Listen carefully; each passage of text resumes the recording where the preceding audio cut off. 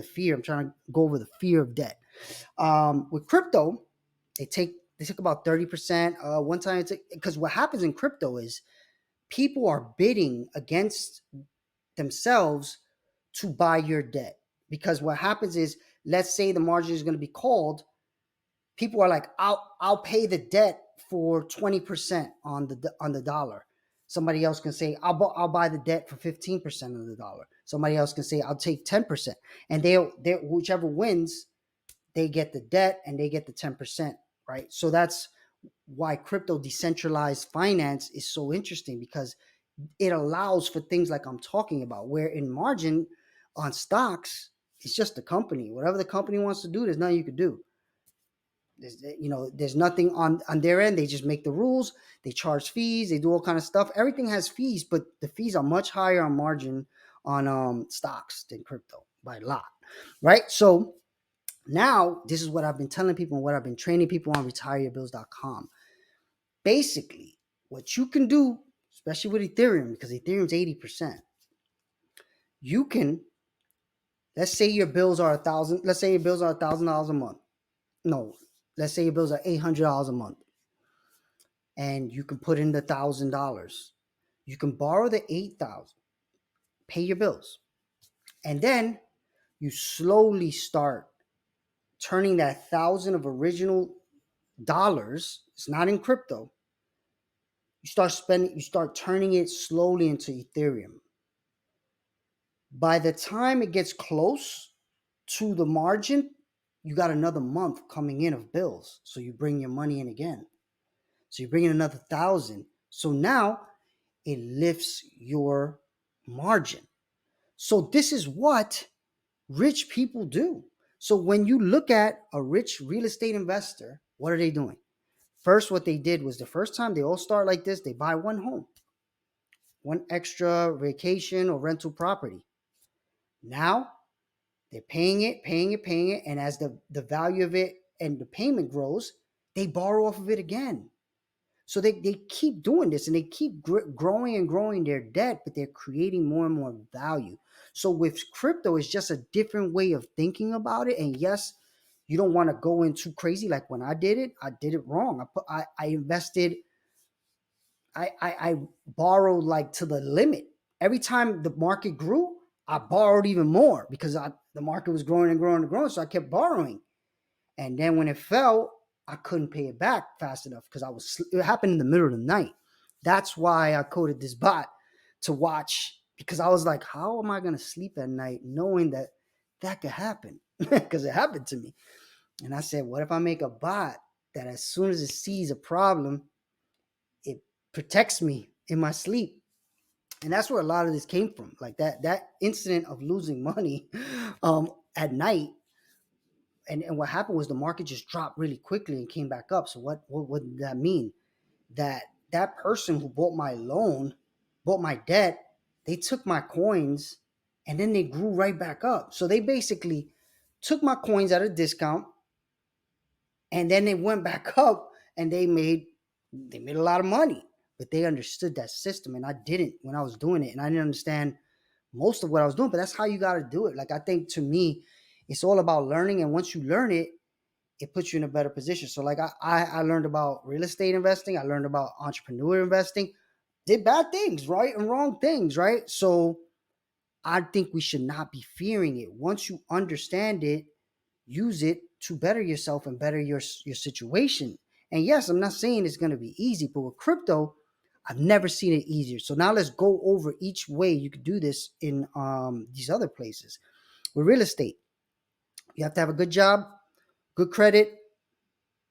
You gotta really, the bank has to understand what you're gonna do with the money in a way, and make sure that they feel comfortable with you being able to pay it back every month, because every month there's a value that you got to pay amount, right? So you're paying back that loan every month. You're late on the loan payment, it affects your credit, right? So now you can't borrow as much because your credit is being hit, right? So that's the way the real estate system works. On stock, doesn't work like that in brokerages, at least maybe in banks, but in brokerages, depending on what stock too you have, they don't do it on any stock. So let's say you have the right stock, you have the right brokerage, they're going to charge you to do this. So you could borrow the money, and then when you borrow the money, the amount is going to grow. On average, is going to be 8 to 12% a year, so it'll double your money every 10 years. But if in the middle of the day, because the stock market does close, if in the middle of the day the market drops, they'll just take your entire thing.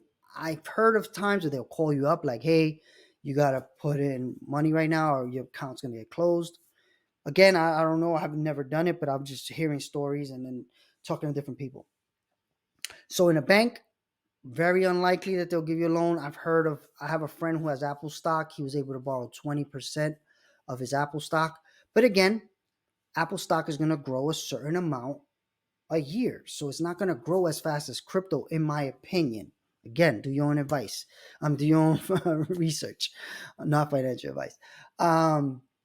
So this is where I think crypto goes into the way the countries use debt. And this is why I say, if countries are using debt in a way to grow their economies and grow their value, and now we can too, at a probably a higher clip than even countries could do, why not, right? So okay, so how I do it, I bring in the money for the debt, right? So I know I got to pay X amount a month in bills, so I bring in more than that. And the sweet spot I found is 10 to 25% more. So again, if you have, let's say, $750 in bills, if you could bring in 1,000, now you borrow the 750, pay the debt, pay the bill. Now you still got $1,000 that you could turn into Ethereum and Bitcoin all month, buying every day. And then as they go up and down in value, you're just continuing to bring more. But now what you're doing is you're investing 70, average 70% of the money you're using to pay your bills every month. So now imagine doing that for years and years and years. Also, crypto tends to grow on average since its birth, since its history, 100% a year. It's not going to happen every year. There's up years, there's down years. But on average, if you keep doing it and you looked at it since the start, 100% a year. And that's Bitcoin. Ethereum is actually higher, way higher.